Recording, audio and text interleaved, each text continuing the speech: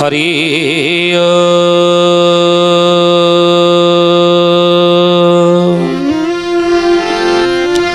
ओम भूर्भुवः स्वः तत्सवितुर्वरेण्यं भर्गो देवस्य धीमहि धियो यो नः प्रचोदयात्।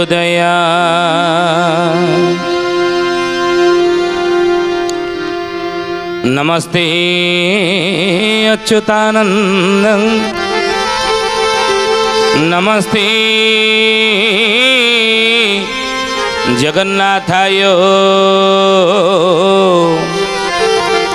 नमो जसवन्तानन्दं बलराम नमो नमः।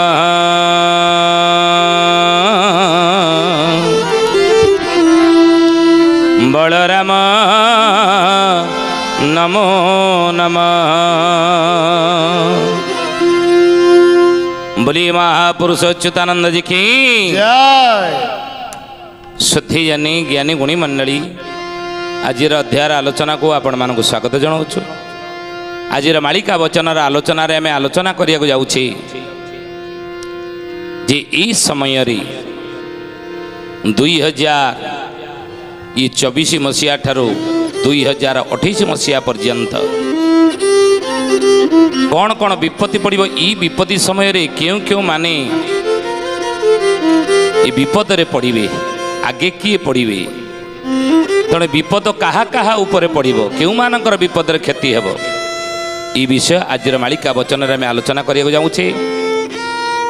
जो संसार विपद पड़ो ये विपद कहा कहा उपरे पड़ो क्यों मानक उपरे प्रथमे पड़ो। महापुरुष मालिका लिखिले आगे कृषिकारी विनाश होइबे तदंते धनिक लोक बहुल तदंते धनिक लोक राज सेवायत तापरे मरिबे पड़िब अति मड़क। जय जगन्नाथ जय जगन्नाथ जय जगन्नाथ जय जगन्नाथ। मालिकार नाम है शिवकल्प नवखंड निर्घंट अच्युतानंद लिखिले प्रथमे कि विपद आपद कहा उपरे प्रथमे पड़ो। ए समय जगते पड़ब दुख लो बौल विरजा देलेणी डाक बौल लो विरजा देलेणी डाक 64 जोगनी संगतरे घेनी संसारे पड़ब दुख। जय जगन्नाथ जय जगन्नाथ जय जगन्नाथ जय जगन्नाथ। छतिया बटर हरिदास महापुरुष लिखिले कहले बाबूरे ए समय रे जगते पड़ब दुख लो बौल विरजा देलेणी डाक। ये जगत को दुख बढ़ जगत उपर दुख बढ़। शिष्य बा मैत्र नीलाद्रिनंद पचारे कहले हे मैत्रे ये जगत उपर संसार उपर कहा कहा उपर दुख पड़ ना आगे कृषिकारी विनाश होइबे तदंते धनिक लोक राज सेवायत तापरे मरिबे पड़िब अति मड़क।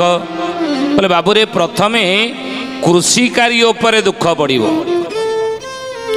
आगे कृषिकारी विनाश बे आगे किए मरिबे ना आगे कृषि मरिबे चाषी मरिबे किमिति ना महापुरुष लिखिछन मालिकार ए कथा कौन कहले कहले बाबूरे चाष हेब गोरु चरालो बौड़ चाषी मुंड कोड़ी हेबे बौड़ लो चाषी मुंड कोड़ी हेबे धान चाउड़ जे पोषे न मिलिब अनाहारे मरुथिबे। माघ मासे महाग्रीष्म होइब बैशाख मासरे शीत बौड़ लो बैशाख मासरे शीत 13 दिने षड ऋतु भोग हेब शुण तो विनता सुत। जय जगन्नाथ जय जगन्नाथ जय जगन्नाथ जय जगन्नाथ। कहले बाबूरे माघ मासे महाग्रीष्म हेब बैशाख मासरे शीत। प्रथमे कृषिकारी मरिबे कहीं कृषिकारी कहले कि ना चाषी बा चाषी एमाने कहीं मरिबे प्रथमे ना कहीं मरिबे ना माघ मासे महा ग्रीष्म हब बैशाख मासरे शीत हेब ମାଘ ମାସରେ ବାଘ ଭଳି ଶୀତ ହେବା କଥା କିନ୍ତୁ ଶୀତ ହେବନି, ଜୋରେ ଗରମ ହେବା। ଆଜି ତ କୁନ୍ଦ ହେଉଛି ମଧ୍ୟ ଋତୁଚକ୍ର ପରିବର୍ତ୍ତନ ଫଳରେ ଜଳବାୟୁ ପରିବର୍ତ୍ତିତ ହେଇଛି। ଆଉ ବୈଶାଖ ମାସ ଯେତେବେଳେ ଆସିବ ସେତେବେଳେ ଶୀତ ବଢ଼ିବ ବୋଲି ଅଚ୍ୟୁତାନନ୍ଦ ମହାପୁରୁଷ ମାଳିକାରେ ଲେଖିଲେ। 13 ଦିନେ ଷଡ଼ ଋତୁ ଭୋଗବ, 13ଟା ଦିନରେ 6ଟା ଋତୁକୁ କଳି ଯୁଗର ଲୋକମାନେ ଭୋଗିବେ। ଦେଖିବୁ ରେ ବାବୁ ରାମ, ଏଇ କଥାକୁ ଭଗବାନ କୃଷ୍ଣ ଗରୁଡ଼ ଆଗରେ କହିଛନ୍ତି ଦ୍ୱାପର ଯୁଗରେ। ଶୁଣନ୍ତୁ ବିନତା ସୁତ, ହେ ବିନତା ସୁତ ଗରୁଡ଼, କଳିଯୁଗ ଶେଷରେ ବୈଶାଖ ମାସରେ ଶୀତ ଲୋକମାନେ ଅନୁଭବ କରିବେ। ଆଉ 13ଟା ଦିନରେ 6ଟା ଋତୁକୁ କଳିଯୁଗର ଲୋକମାନେ ଭୋଗିବେ। ଆଉ ସେତେବେଳେ ଋତୁଚକ୍ର ପରିବର୍ତ୍ତନ ହେଇଯିବ, ଯାହାଫଳରେ କି ଶ୍ରାବଣ ମାସରେ ଭାଙ୍ଗିବ ନଡ଼ିଆ, ବୈଶାଖେ ଫୁଟିବ କଇଁ। ବଉଳ ଲୋ ବୈଶାଖେ ଫୁଟିବ କଇଁ। କୋଚର ଧନ୍ଦାକୁ ଚଷି ଜୀବ ଚଷା ଧର୍ମକୁ ବରଜି ଦେଇ। ଚାଷ ହେବ ଗୋରୁ ଚରା ଲୋ ବଉଳ ଚାଷୀ ମୁଣ୍ଡ କୋଡ଼ି ହେବେ। ବଉଳ ଲୋ ଚାଷୀ ମୁଣ୍ଡ କୋଡ଼ି ହେବେ। ଧାନ ଚାଉଳ ଯେ ପୋଷେ ନ ମିଳିବ ଅନାହାରେ ମରୁଥିବେ। ଜୟ ଜଗନ୍ନାଥ ଜୟ ଜଗନ୍ନାଥ ଜୟ ଜଗନ୍ନାଥ ଜୟ ଜଗନ୍ନାଥ। ହେଲେ ଶ୍ରାବଣ ମାସରେ ଭାଙ୍ଗିବ ନଡ଼ିଆ, ବୈଶାଖ ଫୁଟିବ କଇଁ। ଆଷାଢ଼ ଶ୍ରାବଣରେ ଆଉ ବର୍ଷା ଭଲସେ ହେବ ନାହିଁ। ଶ୍ରାବଣ ମାସରେ ଭାଙ୍ଗିବ ନଡ଼ିଆ। ଶ୍ରାବଣ ମାସ ହେଉଛି ବର୍ଷା ଋତୁ, ନୁହେଁ କହନ୍ତି ଧାରା ଶ୍ରାବଣ ମାସ, ଧାରା ଶ୍ରାବଣ ମାସ, ଧାରା ପୁରା ଲାଗିଥିବ ନୁହେଁ। ଆଷାଢ଼ ଶ୍ରାବଣ ବର୍ଷା ଋତୁରେ ବର୍ଷା ହେବ ନାହିଁ। ମାଟି ଏତେ ଟାଣ ହେଇଥିବ ରେ ରାମଚନ୍ଦ୍ର, ନଡ଼ିଆ ପିଟି ଦେଲେ ଭାଙ୍ଗିଯିବ। ଜ୍ଞାନୀ ଗୁଣୀ ମଣ୍ଡଳୀ ସୁଧୀ ଜାନି, ଆପଣ କ'ଣ ଆଜି ଅନୁଭବ କରୁନାହାନ୍ତି ଏ କଥା? ଆଜି ଏ ଘଟଣା ଘଟିବା କ'ଣ ଆଉ ବାକି ଅଛି? ଦେଖନ୍ତୁ ଆଷାଢ଼ ଶ୍ରାବଣରେ ବର୍ଷା ଠିକ୍ ସେ ହେଉନାହିଁ। ଆଉ ବର୍ଷା ଅଭାବରୁ ମାଟି ଏତେ ଟାଣ ହେଇ ରହିବ ଯେ ଅଚ୍ୟୁତ କହିଲେ ବାବୁରେ ନଡ଼ିଆ ପିଟି ଦେଲେ ଭାଙ୍ଗିଯିବ। ବୈଶାଖେ ଫୁଟିବ କଇଁ। ବୈଶାଖ ମାସରେ କଇଁ ଫୁଟିବାର ତୁ ଦେଖିବୁ ନା ଗୁରୁଦେବ? ବୈଶାଖ ମାସରେ କଇଁ କେଉଁଠି ଫୁଟିବ ନା ନଦୀ ନାଳରେ, ନଦୀରେ ନାଳରେ ପୁଷ୍କରିଣୀରେ ପୋଖରୀରେ ସବୁ କଇଁ ଫୁଟିବ ନା? ପୋଖରୀ ପୁରା ବୈଶାଖ ମାସରେ ଶୁଖିଲା ହେଇକି ପଡ଼ିଥିବ, ପଙ୍କ ଖାଲି ଦେଖାଯାଉଥିବ। ବୈଶାଖ ମାସରେ କଇଁ ଫୁଟିବ, ପୋଖରୀ ଗୁଡ଼ିକ ସବୁ ଫୁଲ ପାଣିରେ ହେଇଯିବ ନା? କାହିଁକି? ବୋଲି ମହାପୁରୁଷ ଅଚ୍ୟୁତାନନ୍ଦ ଜି କି ଶିଷ୍ୟ ରାମଚନ୍ଦ୍ର ପଚାରିଲେ, କହିଲେ ଗୁରୁଦେବ ଆଉ ବୈଶାଖ ମାସରେ ପୋଖରୀ ଗୁଡ଼ିକ ପାଣିରେ କାହିଁକି ଭୁଲ ହବ? ନା ଅଦିନେ ବରଷା ହେବ ଅଦିନେ ଘଡ଼ଘଡ଼ି ବାବୁ। ଅଦିନେ ଘଡ଼ଘଡ଼ି ବିହନ ଯାଇ ଚାଷୀ ଛାଡ଼ୁଥିବ ରଡ଼ି, ଚାଷୀ ଛାଡ଼ୁଥିବ ରଡ଼ି। ଅଦିନେ ବର୍ଷା ହେବ ଅଦିନେ ଘଡ଼ଘଡ଼ି, ବିହନ ହଜାଇ ଚାଷୀ ଛାଡ଼ୁଥିବ ରଡ଼ି। ଅଦିନରେ ସବୁ ହେବ। ଆଉ ଅଦିନରେ ଯଦି ବର୍ଷା ହେବ, ଅଦିନରେ ଯଦି ସବୁ ଘଟଣା ଘଟିବ, ତାହେଲେ ମହାପୁରୁଷ କହୁଛନ୍ତି ଋତୁଚକ୍ର ପରିବର୍ତ୍ତନ ଫଳରେ କ'ଣ ହେବ ନା ଶ୍ରାବଣ ମାସରେ ଭାଙ୍ଗିବ ନଡ଼ିଆ, ବୈଶାଖେ ଫୁଟିବ କଇଁ, ନଦୀ ନାଳ ଫୁଲ ହେଇଯିବ। ବୈଶାଖ ମାସରେ ଲଘୁଚାପ ବର୍ଷା ଏଭଳି ଭାବରେ ଲାଗି ରହିବ ଯେ ନଦୀ ନାଳ ଫୁଲ ହେଇକି ପୋଖରୀରେ କଇଁ ଫୁଟିବ, ନଦୀ ପୋଖରୀ ପାଣି ଫୁଲ ରହିବ ବୈଶାଖ ମାସରେ। ଆଉ ଏଭଳି ହେଲେ ଧୀରେ ଧୀରେ ଚାଷ ଉଜୁଡ଼ିଯିବ। ଚାଷୀ ଆଉ ଚାଷ ଠିକ୍ ସେ କରିପାରିବ ନାହିଁ। ଚାଷ ସବୁ ଗୋରୁ ଚରା ହେବ, ଗୋରୁମାନେ ଚାଷ ଜମିରେ ଚରିବେ। ତେଣୁ ପ୍ରଥମେ କୃଷିକାରୀ ବିନାଶ ହେବେ। ଦ୍ୱିତୀୟରେ ମହାପୁରୁଷ କହୁଛନ୍ତି କିଏ ନା ତଦନ୍ତେ ଧନିକ ଲୋକ। ଧନୀମାନେ ଦ୍ୱିତୀୟରେ ଏ ସମୟରେ କଷ୍ଟ ପାଇବେ, ଦୁଃଖ ପାଇବେ। ଜଗତେ ପଡ଼ିବ ଦୁଃଖ ଲୋବଉଳ ବିରଜା ଦେଲେଣି ଡାକ। ଏ ଜଗତରେ ଯଦି ଦୁଃଖ ପଡ଼ିବ, ଜଗତବାସୀ ଦୁଃଖ ଭୋଗିବେ। ପ୍ରଥମେ ଦୁଃଖ ଭୋଗିବେ କିଏ ନା ପ୍ରଥମେ ଚାଷୀ ଦୁଃଖ ପାଇବେ। କାହିଁକି ନା ଚାଷ ଧୀରେ ଧୀରେ ଉଜୁଡ଼ିଯିବ। କାହିଁକି ନା ଋତୁଚକ୍ର ପରିବର୍ତ୍ତନ ଫଳରେ ପାଣିପାଗ ବଦଳିଯିବ, ଋତୁଚକ୍ର ଠିକ୍ ଚାଲିବ ନାହିଁ। ତେଣୁ ସେଇଥିପାଇଁ ପ୍ରଥମେ ଚାଷୀମାନେ ଦୁଃଖ ପାଇବେ। ଦ୍ୱିତୀୟରେ ଦୁଃଖ ପାଇବେ ଜଗତରେ କିଏ ନା ଅଚ୍ୟୁତାନନ୍ଦ ମହାପୁରୁଷ ମାଳିକାରେ କହିଲେ ଧନୀମାନେ। ତଦନ୍ତେ ଧନୀମାନେ ଦୁଃଖ ପାଇବେ। କେମିତି ଧନୀମାନେ ଦୁଃଖ ପାଇବେ? ଅଚ୍ୟୁତାନନ୍ଦ ମାଳିକାରେ ଲେଖିଲେ ଉଭା ଧନ ମାନ ରାଜା ହରି ନେବେ, ପୋତା ହରିବେ ବାସୁକି। ବଉଳ ଲୋ ପୋତା ହରିବେ ବାସୁକି। ବଡ଼ ବଢ଼ିଆ ଯେ କେହି ନ ରହିବେ, ହେତୁ କର ରାମ ନିକି। ନାହିଁ ବେଶୀ ଭେଳ ଆଉଲ ବଉଳ ନିକଟେ ହୋଇବ ଦେଖା ବଉଳ ଲୋ ନିକଟେ ହୋଇବ ଦେଖା ପଞ୍ଚସଖା ମାନେ କହି ଯାଇଛନ୍ତି ପୁରାଣେ ହୋଇଛି ଲେଖା ଜୟ ଜଗନ୍ନାଥ ଜୟ ଜଗନ୍ନାଥ ଜୟ ଜଗନ୍ନାଥ ଜୟ ଜଗନ୍ନାଥ। ମହାପୁରୁଷ କହିଲେ କହିଲେ ବାବୁରେ ଏ କଥାକୁ ମୁଁ କହୁନାହିଁ। ଦ୍ୱିତୀୟରେ ଧନୀ ମାନେ ମରିବେ କେମିତି ନା ଉଭା ଧନ ମାନ ରାଜା ହରି ନେବେ ପୋତା ହରିବେ ବାସୁକି। ଉଭା ଧନ କହିଲେ କ'ଣ ଉପରି ଧନ ବାରମ୍ବାର ଏ କଥା ବାରମ୍ବାର ଆମେ କହିକି ଚେତେଇଛୁ ଯେ ଉଭା ଧନ ମାନ ସମୟ ଦିନେ ଆସିବ ଦିନେ ରାଜା ହରି ନେବେ। ଆଜି ରାଜଶାସନ ନାହିଁ ପ୍ରଜା ଶାସନ ଆସିଛି ଚାଲିଛି। ରାଜା ଶାସନ ଯାଇଛି ପ୍ରଜା ଶାସନ ଚାଲିଛି। ରାଜତନ୍ତ୍ର ଯାଇଛି ଗଣତନ୍ତ୍ର ଆସିଛି ନାଇଁ। ଆଉ ଏ ଗଣତନ୍ତ୍ରରେ ମହାପୁରୁଷ କହୁଛନ୍ତି ମନ୍ତ୍ରୀମାନେ ଶାସନ କରୁଛନ୍ତି। ତେଣୁ ମହାପୁରୁଷ ସେଇଥିପାଇଁ ଲେଖିଲେ କହିଲେ ବାବୁରେ ସେଇ ରାଜା ହରି ନେବେ କାହାକୁ ନା ଉଭା ଧନ। ଉଭା ଧନ କହିଲେ ଗୋଟେ ଓପରି ଧନ। ଓପରି ଧନକୁ ଯାହା ରୋଜଗାର କରିଥିବା ଆମେ ଲାଞ୍ଚ ନେଇ କିଳାପତି ନେଇ ମହାପୁରୁଷ କହୁଛି ତାକୁ ସମୟ ଆସିବ ରାଜା ହରି ନେବେ। ଏତେ ଟଙ୍କା ବିଡ଼ା ବିଡ଼ା ନୋଟ 500 ଟଙ୍କିଆ 5 କୋଟିର ଟଙ୍କା ବାହାରିବ କି କଥା। ଏତେଟା ଜାଗାରେ ସବୁ ପ୍ଲଟ୍ ବାହାରିବ କି କଥା ଇଏ। ଆଜି ଦେଖନ୍ତୁ ପ୍ରତିଦିନ ଯଦି ପେପର ପୃଷ୍ଠା ଆପଣ ଓଲଟେଇବେ ବିଭିନ୍ନ ସମାଚାର ମାଧ୍ୟମରେ ଆମେ ଶୁଣୁଛନ୍ତି ଦେଖୁଛନ୍ତି ମଧ୍ୟ ପ୍ରତିଦିନ ଲାଞ୍ଚ ଖୋରମାନେ ବା ଲାଞ୍ଚ ନେଉଥିବା ଲୋକମାନେ ଧରା ପଡ଼ୁଛନ୍ତି ଭିଜିଲାନ୍ସ ହାତରେ। ଧରା ପଡ଼ିକି ଆରେଷ୍ଟ ହେଇକି ଜେଲ୍ ଯାଉଛନ୍ତି। ତଥାପି ଦୁନିଆରୁ ଲାଞ୍ଚ ବନ୍ଦ ହେଉନାହିଁ। ଏ କିଳାପତି ବନ୍ଦ ହେଉନାହିଁ। ଦୁର୍ନୀତି ବନ୍ଦ ହେଉନାହିଁ ହେଉଛି ନା। ତେଣୁ ମହାପୁରୁଷ ଅଚ୍ୟୁତ ସେଇଥିପାଇଁ କହିଲେ ସେ ଉଭା ଧନ ମାନ ହରି ନେବେ ରାଜା ସରକାରଙ୍କର ହେଇଯିବ। ପୋତା ହରିବେ ବାସୁକି। ପୋତା ଯାହା ଲୁଚେଇ ଲାଚ ରଖିଦେବେ ବାସୁକି କହିଲେ ମାଟି ଖାଇବ 2000 ଟଙ୍କିଆ ବନ୍ଦ ହେଇଗଲା ନି ବନ୍ଦ ହେଇଯିବ। ତେଣୁ ଆପଣ ଯାହା ରଖିଛନ୍ତି ସବୁ ଏବେ ସୁଦ୍ଧା ବ୍ୟାଙ୍କରେ ରଖିଦିଅନ୍ତୁ। ତେଣୁ ମହାପୁରୁଷ କହିଲେ ଯଦି କିଏ ରଖିଦେଇଥିବେ ତାପରେ ଏତେ ଟଙ୍କା ତ ବ୍ୟାଙ୍କରେ ଡିପୋଜିଟ୍ କରିହେବନି। ଯେତେ ରଖିଛି 2000 ଟଙ୍କିଆ କ'ଣ କରିବା ନା ଫୋପାଡ଼ି ଦେବା। ଟ୍ରେନ୍ ଡବାରେ ହେଉ ପୋଖରୀରେ ହେଉ ମନ୍ଦିର ହୁଣ୍ଡିରେ ହେଉ ବା କେଉଁଠି ହେଉ। ତେଣୁ ଆକୁ ପକେଇଦେବା। ବାସୁକି ମାଟି ଖାଇବ ବଡ଼ ବଢ଼ିଆ ଯେ କେହି ନ ରହିବେ ହେତୁ କର ରାମନିକି। କହିଲେ ବଡ଼ ବଢ଼ିଆ କେହି ରହିବେନି କାହିଁକି। ମହାପୁରୁଷ କହିଲେ ଯୁଦ୍ଧର ଘନ ଘଟା ଯୋଗୁଁ ବଡ଼ ବଢ଼ିଆ କେହି ଆଗକୁ ରହିବେନି। ଯୁଦ୍ଧ ହେବ। ଯୁଦ୍ଧ ହେଲେ ସମସ୍ତ ଟଙ୍କା ଯିଏ ଯେତେ ରଖିଥାନ୍ତୁ ପ୍ରଥମେ ସେନାବାହିନୀରେ ଖର୍ଚ୍ଚ ହେବ।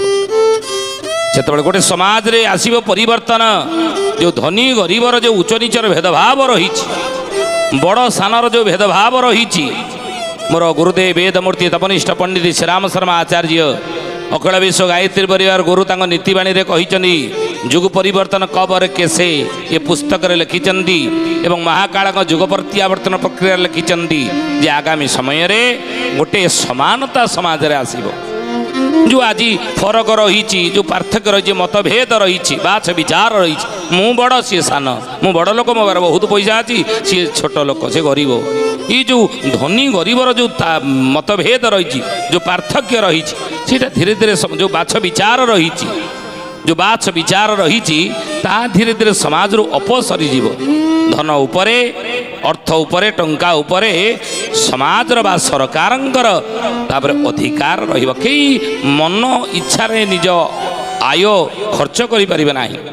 ମୁଁ ଏତେ ଟଙ୍କା ରୋଜଗାର କରିଛି ମୋ ଇଚ୍ଛା ହେଲା ଆଜି 20,000 ଟଙ୍କା ମୋ ପରିବାର ପାଇଁ ଖର୍ଚ୍ଚ କରି ବାହାଘରେ 50 ଲକ୍ଷ ଖର୍ଚ୍ଚ କରିଦେବି ଝିଅ ବାହାଘରେ ହେଇପାରିବ ନାହିଁ। ସମାଜର ଗୋଟେ ଶୃଙ୍ଖଳା ରହିବ। ସରକାର ଗୋଟେ ଆଇନ ଆଣିବେ ଯେ ଏତିକି ଭିତରେ ଏତିକି ସୀମିତ ଅର୍ଥ ଭିତରେ ଆପଣ ଏଇ ବାହାଘର ବ୍ରତଘର ହେଉ ପୁନେଇ ପର୍ବ ହେଉ ବା ଘରର ବିଭିନ୍ନ ପ୍ରକାର ଆବଶ୍ୟକତା ତାକୁ ତ ଆପଣ ପୂରଣ କରିବେ। ଏତିକି ଅର୍ଥ ମ୍ୟାକ୍ସିମମ୍ ଏତିକିରେ ଆପଣ ଖର୍ଚ୍ଚ କରିବେ ଦିନକୁ। ଏଇ କାର୍ଯ୍ୟରେ ଏତିକି ଖର୍ଚ୍ଚ ହେବ। ସମାଜରେ ଗୋଟେ ଶୃଙ୍ଖଳା ଆସିବ। ଆଇନ ସରକାର ଆଣିବେ। ମହାପୁରୁଷ ଲେଖିଛେ ଏ କଥା ଜ୍ଞାନୀ ଗୋଡ଼ି ମଣ୍ଡଳୀ। ତେଣୁ ମହାପୁରୁଷ ସେଇଥିପାଇଁ ଲେଖିଲେ ତଦନ୍ତେ ଧନୀକ ଲୋକ ଧନୀମାନେ ମରିବେ ଦୁଃଖ ପାଇବେ। ଆଗେ କୃଷି ଦ୍ୱିତୀୟରେ ଧନୀ ତୃତୀୟରେ କିଏ ନା ରାଜ ସେବାୟତ ତାପରେ ମରିବେ ପଡ଼ିବ ଅତି ମଡ଼କ। ତୃତୀୟରେ ରାଜ ସେବାୟତ ପାଇବେ ଦୁଃଖ।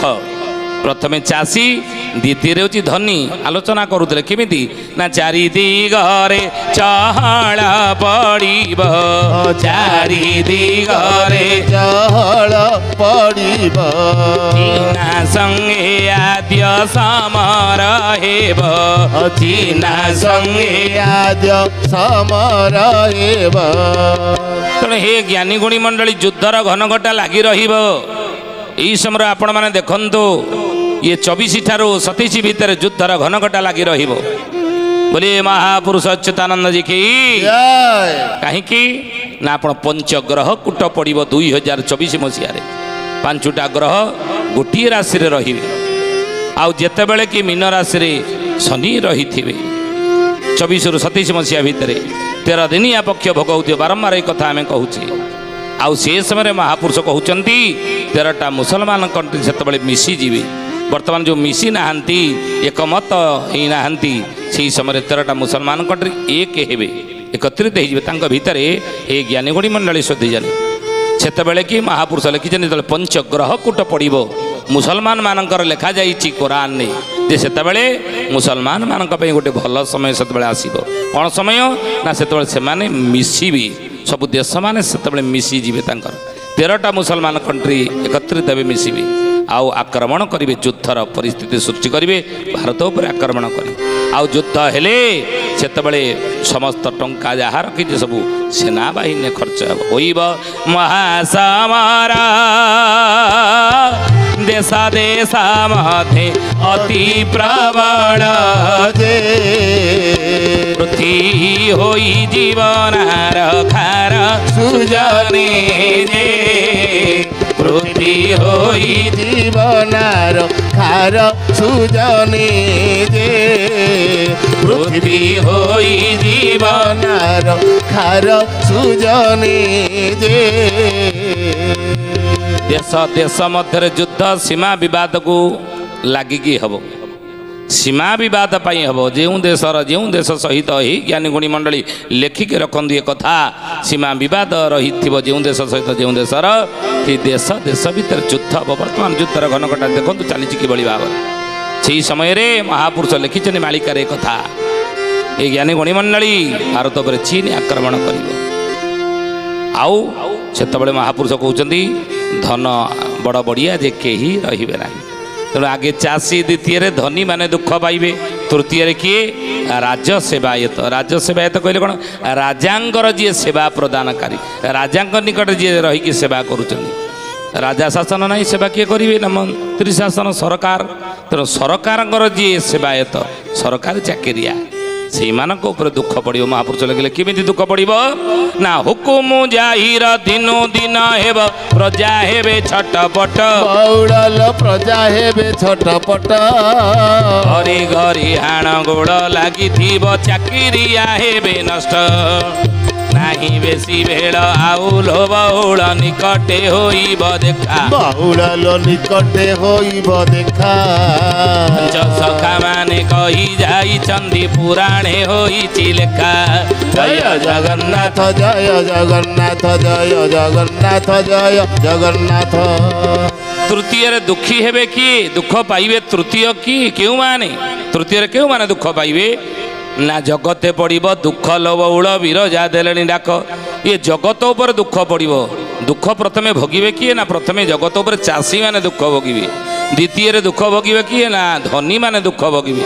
ତୃତୀୟ ଦୁଃଖ ଭୋଗିବେ କିଏ? ନା ସରକାରୀ ଚାକିରିଆ ବା ରାଜ ସେବାୟତ। କେମିତି ଦୁଃଖ ଭୋଗିବେ ନା ଅଚ୍ୟୁତାନନ୍ଦ ମହାପୁରୁଷ ମାଳିକାରେ ଲେଖିଲେ ହୁକୁମ ଜାହିର ଦିନୁ ଦିନ ହେବ ପ୍ରଜା ହେବେ ଛଟପଟ। ହୁକୁମ ଜାହିର କହିଲେ ନୂଆ ନୂଆ ହୁକୁମ କହିଲେ ଆଇନ ସରକାର ଆଣିବେ। ଏଇ ନୀତି ନିୟମରେ ତୁମେ ଯଦି ଚାକିରି କରିବା ଆସ, ଅତି କମରେ 8 ଘଣ୍ଟା ଡ୍ୟୁଟି କରିବ ଯଦି ଆସ, ନାଇଁ ଆହୁରି ମଧ୍ୟ ହୁକୁମ ଜାହିରି ହେବ। ଏଇ ଜ୍ଞାନୀ ଗୁଣୀ ମଣ୍ଡଳୀ ଶୋଧିଜାନି ମହାପୁରୁଷ ସେଇଥିପାଇଁ କହିଲେ ସେତେବେଳେ କ'ଣ ହେବ ନା ଚାକିରିଆ ହେବେ ନଷ୍ଟ। ଆଜିକାଲି ସମାଜରେ ଆପଣ ଦେଖନ୍ତୁ, ଅତୀତ ଥିଲା ଯଦି 100-150 ବର୍ଷ ତଳକୁ ଆମେ ଚାଲିଯିବା, ସେତେବେଳେ ସରକାରୀ ଚାକିରି କରିବା ପାଇଁ କେହି ମନୋବଳ ନଥିଲେ। ଏହି କରିବା କ'ଣ? କାହିଁକି ଆମେ ସେଠି ଘଟିବା?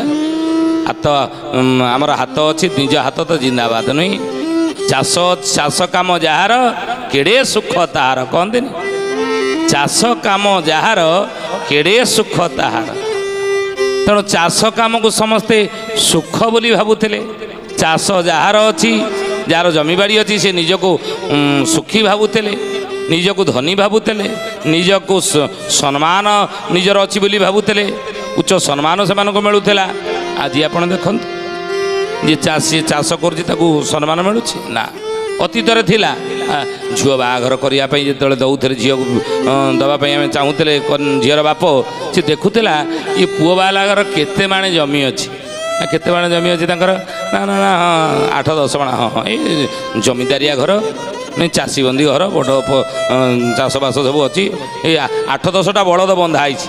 ଆଗେ ଝିଅର ବାପା ଯାଉଥିଲା ଦେଖିବାକୁ ବର ଘରକୁ, ଯେତେବେଳେ ଦେଖୁଥିଲା କି ନାଇଁ ତାଙ୍କ ବାଡ଼ିରେ ବନ୍ଧା ହେଇଛି 4ଟା ବଳଦ ବନ୍ଧା ହେଇଛି, ବଡ଼ ବଡ଼ ବଳଦ ବନ୍ଧା ହେଇଛି, ନାଇଁ ଚାଷୀ ଘର, ଏଇଠି ମୁଁ ଝିଅ ଦେବି।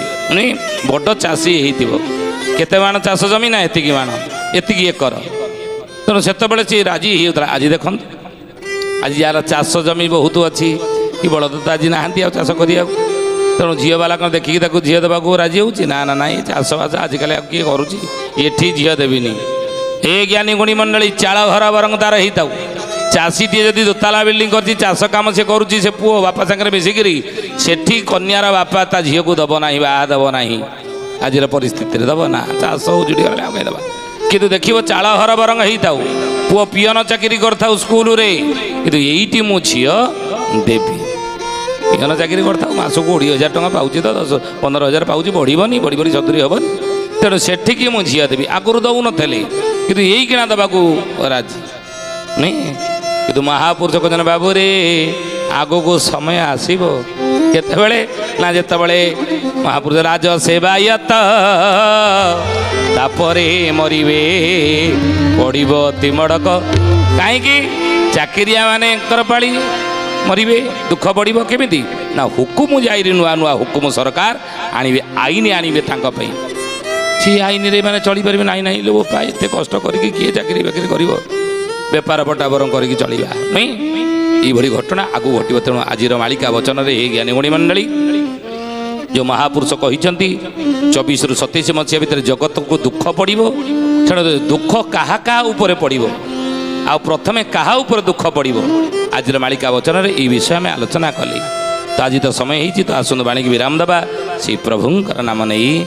के गोविंद जय जय गोपाल जय जय, गोविंद जय जय गोपाल जय जय, गोविंद जय जय गोपाल जय जय, गोविंद जय जय गोपाल जय जय, राधा रमण हरि गोविंद जय जय, राधा रमण हरि गोविंद जय जय, गोविंद जय जय गोपाल जय जय, गोविंद जय जय गोपाल जय जय। सुधीजनी ज्ञानी गुणी मंडली आज आसतु बाणीकी एठारे विराम देवा, पुणी आसंता अध्याय भेट हेबा। रहुचु हरिओम शांति ही शांति ही शांति ही सर्वारिष्ट सुशांति भवतु। प्रार्थना आम आनंदर उत्स।